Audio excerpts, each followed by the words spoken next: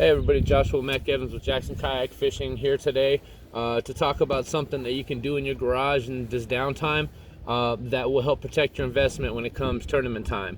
So what I'm doing today is creating a tether for my tournament measuring device, my catch board here. These things are outstanding, however they are a little heavy, and if you drop it off your lap, it's going overboard and it's going to the bottom. Here to help prevent that with some simple things that I have in my garage, and you probably do too. So let's get started. This is super quick, super easy, and super economical, which is the most important part to me. For myself, every Jackson kayak I have comes with bungee, excesses of bungee on the tank well in the rear or other points of the kayak. For myself personally, I usually remove that bungee from the rear as I usually use different types of tie downs and things like that. I know a lot of you don't, but many of you probably do as well. So with that being said, I cut a length roughly 3 feet long of that bungee, have that set aside. What else you'll need is a cable cuff pro. These can be located at Home Depot or other hardware stores for like $1. A couple of small carabiners with a key ring attached to them, and you'll see why in a bit here. And 2 lengths of 1/2-inch shrink tubing, heat shrink tubing, to be used in conjunction with my heat gun. So very simple. Again, most of you have this type of stuff sitting around in your garage, and it's just waiting to be used. So let's get started. Pretty simple. I'm going to first slide the shrink tubing down onto my length of bungee. Now you can trim these down a little bit prior to doing so. However, I personally like them at the length they come in, because then when I do heat it up, it'll seal nicely to the bungee and keep water out of there. Not really super necessary, but again, just a personal preference. So once I've done that, I'm going to take my first carabiner and keyring. Going to tie 3 real quick little overhand type knots in the bungee.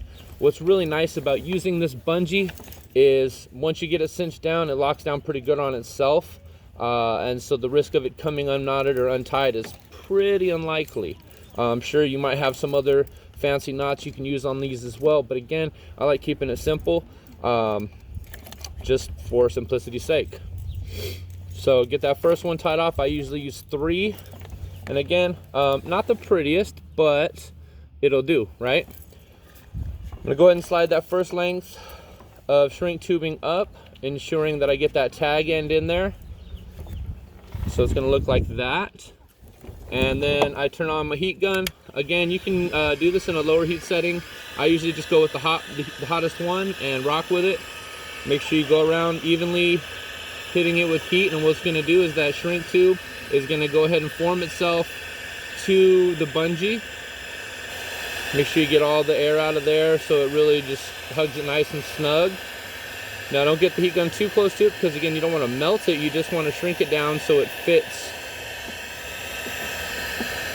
nicely. So that's good and snug, super simple.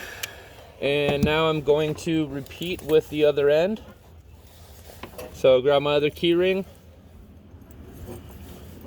do those 3 little overhand knots real fast like, and again, give them a good cinch, and it's not going anywhere, right? But again, I had 3 of them on there just to be sure, because you can never be too sure when it comes to protecting your investment on the water, right?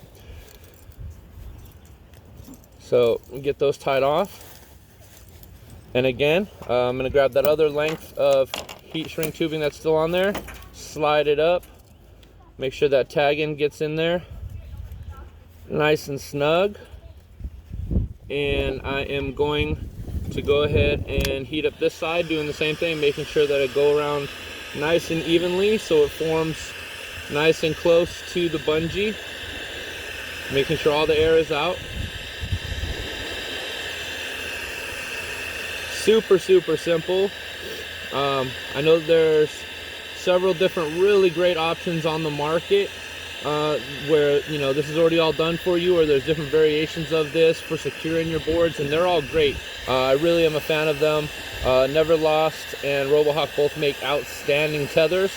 For myself personally though, you know, money is tight, especially during these times, so I'm looking at what I can do at home in an economical manner. Now, that's it, right? Both ends are secure, they're done, and super strong. It isn't going anywhere. So now I'm gonna go ahead and grab my Cable Cuff Pro, right? Can attach that to pretty much any attachment point on my kayak. I prefer the base of my seat, and the other end of it is gonna simply attach to my measuring board. Voila. Tight lines, sharp minds. Mac, I'm out.